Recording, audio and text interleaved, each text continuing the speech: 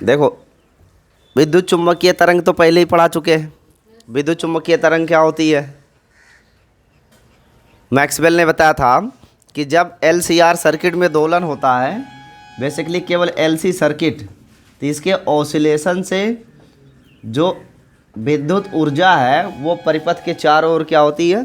बिखर जाती है, या जिसे हम प्रसरित हो जाती है कहते हैं।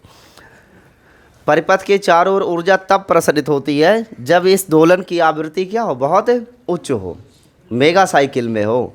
उच्च आवृत्ति पर एलसी परिपथ में विद्युत ऊर्जा परिपथ के चारों ओर बिखर जाती है।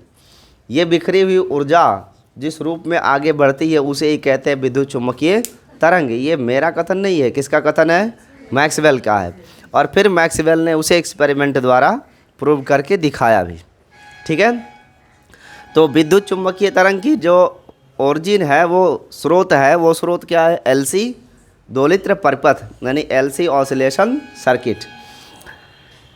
इसके पहले हमने आपको क्लासिफिकेशन ऑफ वेव बताया था, तरंगों का वर्गीकरण। उसमें बताया था एक यांत्रिक तरंग होती है और एक विद्युत चुम्बकीय। यांत्रिक कौन होती है? जिसमें माध्यम की आवश्यकता हो। और विद्युत चुम्बकीय कौन सी होती है? जिसमें माध्यम की आवश्यकता ना हो।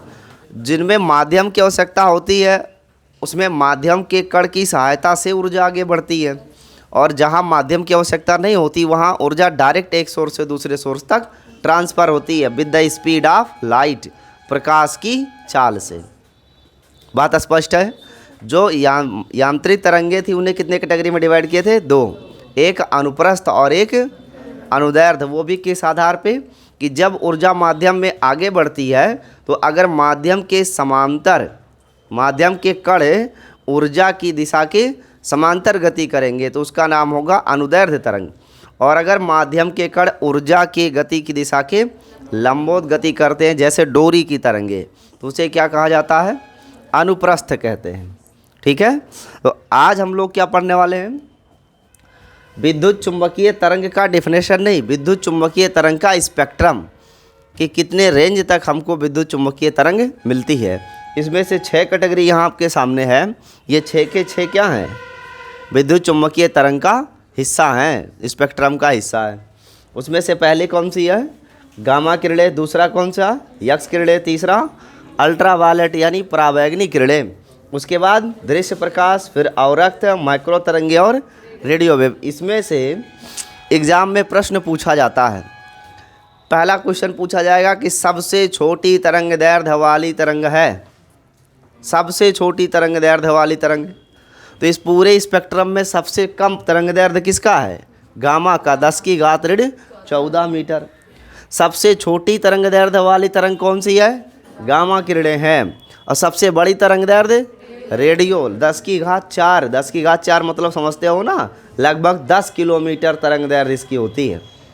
यानी एक श्रृंग और एक गर्त या 2 श्रृंगों के बीच में कितने का अंतराल होता है? लगभग 10 किलोमीटर का डिफरेंस होता है। तो ये तरंगे सबसे बड़ी तरंग दैर्ध्य वाली हैं। तो एग्जाम में ये क्वेश्चन पूछा जाता है कि निम्न में से सबसे छोटी तरंग दैर्ध्य वाली तरंग है।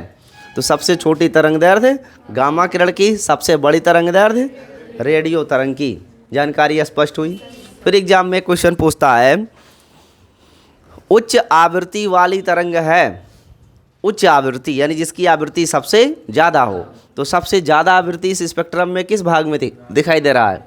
गामा की 3×10⁻20 हर्ट्ज। इसकी आवृत्ति सबसे ज़्यादा है परंतु तरंग दैर्ध्य सबसे कम है। दूसरा क्वेश्चन अगर पूछा जाए सबसे कम आवृत्ति वाली तरंग, तो रेडियो तरंग, इसकी आवृत्ति सबसे कम होती है लेकिन इसकी तरंग दैर्ध्य सबसे ज़्यादा। फिर एक क्वेश्चन पूछा जाए कि किस तरंग की ऊर्जा सबसे ज़्यादा होती है? गामा की या रेडियो की? और कौन सी तरंग को वाहक तरंग के रूप में यूज़ करते? Carrier wave. कैरियर वेव समझते हो? नहीं समझते? थोड़ा 2 मिनट के लिए सुनिए, अभी समझ में आ जाएगा।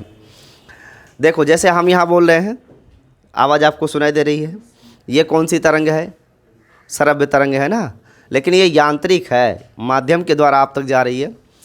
जब इसी चीज़ को माइक्रोफोन से बोला जाता है तब वो आवाज़ कई लाख किलोमीटर दूर तक जाती है बिना एनर्जी लॉस के। क्यों? क्योंकि उसमें एक सर्किट लगा होता है डिवाइस में, वो माइक्रोफोन में जो डिवाइस लगी होती है वह डिवाइस इस एकॉस्टिक वेव का इलेक्ट्रोमैग्नेटिक वेव में रूपांतरण कर लेती है, ठीक है, और फिर वो वेव लाखों किलोमीटर दूर तक प्रकाश की चाल से जा सकती है। जानकारी स्पष्ट है। लेकिन जो मैंने बोला यही आवाज़ आपको फिर दोबारा सुनाई भी देती है। दूसरी तरफ माइक्रोफोन जो भी अपना मोबाइल आप यूज़ कर रहे हो, उस मोबाइल में आपको मेरी ऐसी ही आवाज़, इतनी ही आवृत्ति की आवाज़ सुनाई भी देती है ना, क्योंकि मोबाइल पे सुन के आप पहचान सकते हो कि फलाने बोल रहे हैं। अगर इतनी स्पष्टता है तो इसका मतलब है कि आवृत्ति वही रहती है, जिस आवृत्ति पे आप बात कर रहे थे उसी आवृत्ति पे वो आवाज़ आपको दोबारा सुनाई देती है। तभी तो आप पहचान लेते हो कि अमुक व्यक्ति ही बोल रहा है उस तरफ से। आवाज़ कैसे पहचानते हो आप? अगर आवृत्ति बदल दे बीच में तो क्या आप पहचान पाएंगे? नहीं पहचान सकते हैं। तो होता क्या है कि बहुत सारी तरंगे हैं जिन्हें हमें दूर तक ले जाना होता है, पर हम उन्हें डायरेक्ट नहीं भेज सकते। उसके लिए हम एक माध्यम का उपयोग करते हैं। जैसे आपका टेलीविज़न है, टीवी तो समझते हो ना, टेलीविज़न। इस टेलीविज़न में आपको क्या क्या मिलता है? ऑडियो और साथ साथ वीडियो मिलता है। दोनों तरंगे मिलती है ना। ये दोनों तरंगे जो आपको सुनाई देता है वो एकॉस्टिक है। एकॉस्टिक होता है, जो आप सुनते हो ना, टेलीविज़न आन के स्पीकर से आवाज़ आती है तो आपको सुनाई देता है, वो एकॉस्टिक वेव है। ये ऑडियो वीडियो कई किलोमीटर दूर तक जाएं, इसके लिए हम क्या इन दोनों को ही आपस में मिलाकर भेज सकते हैं? तो इसका उत्तर है नहीं। हम इसके लिए रेडियो तरंग का उपयोग करते हैं। किसका उपयोग करते हैं? तो एक रेडियो तरंग मान लो ऐसे जा रही है, इसकी कुछ आवृत्ति होगी, मान लो आवृत्ति कितनी है? f है। हम क्या करेंगे? ट्यूनिंग। क्या करेंगे जी? ट्यूनिंग करके इस ऑडियो और वीडियो सिग्नल की आवृत्ति उतनी ही कर दी जाती है जितनी इस रेडियो वेव की है। जब दोनों की आवृत्ति बराबर होती है तो ये ऑडियो और वीडियो सिग्नल इसी रेडियो तरंग के साथ क्या होता है? जुड़ जाता है, और इसी रेडियो तरंग के सहारे आपका वीडियो मैसेज भी चला जाएगा और इसी के साथ आपका ऑडियो मैसेज भी चला जाएगा। तो यहाँ पर जो ऑडियो वीडियो सिग्नल को लेके जा रही है वो कौन सी तरंग है? रेडियो तरंग। रेडियो तरंग ही है। जैसे ट्रेन समझो कि आप बस्ती से लखनऊ कोई सामान लेके जाना है तो सर पे ढो के नहीं ले जाएंगे। क्या करेंगे? ट्रेन जा रही है, ट्रेन पे लाद दिया और वहाँ लखनऊ स्टेशन पे आपने उसको उतार लिया। तो ट्रेन क्या है? कैरियर है, वाहक है, वो लेकर के गई। ऐसे रेडियो तरंग होती है, ये वाहक तरंग है।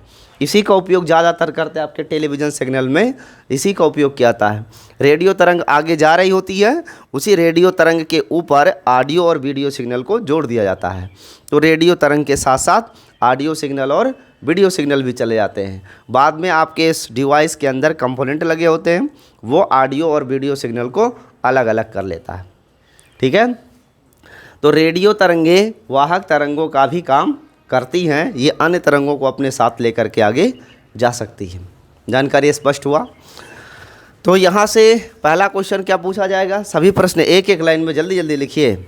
पहला पॉइंट लिखिए, सबसे छोटी तरंगदैर्घ्य वाली तरंग, सबसे छोटी तरंगदैर्घ्य वाली तरंग, सबसे छोटी तरंगदैर्घ्य वाली तरंग,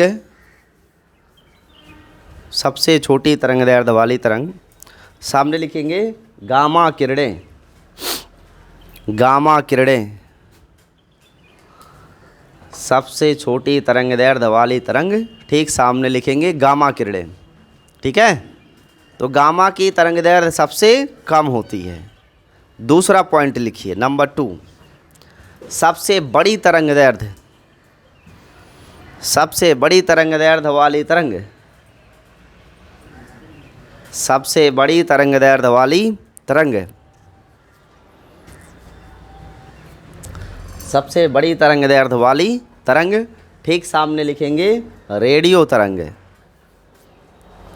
रेडियो तरंग। एग्जाम में कई बार वो तरंगदैर्घ्य का मान भी पूछ लेता है।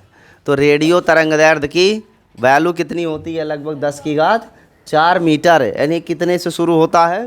देखो रेडियो तरंगे यहाँ से स्टार्ट हुई हैं और यहाँ तक हैं, यानी 10⁻1 से लेकर के 10⁻4 मीटर तक ये परास है तरंगदैर्घ्य का।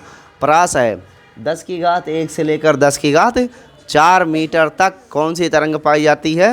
रेडियो तरंग होती है। एग्जाम में पूछता है कि तरंग दैर्ध्य प्रसार रेडियो तरंगों का होता है, तो वहाँ ऑप्शन टिक करेंगे 10 की घात 1 से लेकर 10 की घात 4 तक, या 10 मीटर से लेकर 10 किलोमीटर तक, क्योंकि 10 की घात 4 का मतलब 10 किलोमीटर ही होता है।